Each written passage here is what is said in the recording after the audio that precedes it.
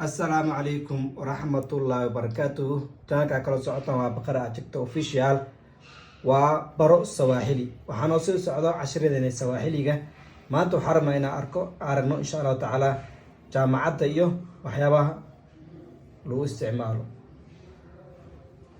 Marka waxaan arkaynaa university waxaa lagu dhahaa afka Sawaaxiliga Chuo Kikuu oo jaamacad ah. Hadda university campus waxaa lagu dhahaa Kitaga Chuo Kikuu waa xarunta jaamacadda.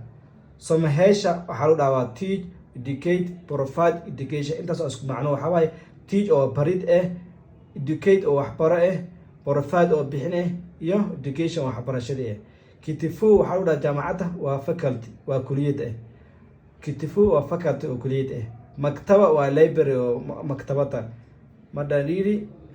Mahadiri oo lecture oo muxaadaro. Madadara oo lecture iyadana isku macno waa muxaadaro. Dara waa department waa waaxda ama qaybta. Dean waa maku waa Kitifu waa mas'uulka kuliyadda oo ninka mas'uulka kuliyadda waxaa la dhahaa dean. Maku waa Kitifu. Scholarship waxaa lagu dhahaa ufadili waa deeq ama waxbarasho.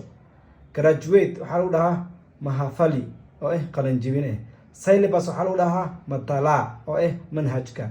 Writer waxaa lagu dhahaa mawandishi oo qore Persuade waxaa lagu dhahaa shukali oo dabagal. Business waxaa lagu dhahaa biashara oo ganacsi.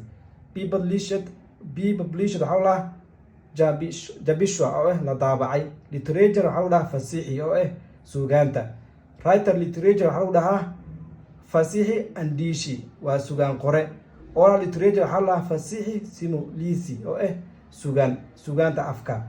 Lecture waxaa lagu dhahaa mahadiri oo muxaadaro. I love physics waxaa leedahay ninapenda soma la physics waan jeclahay physicska. Ma jeceshahay su'aal rabta inaad qof weydiiso rabta inaad weydiiso waxaa leedahay ma jeceshahay jaamacadda.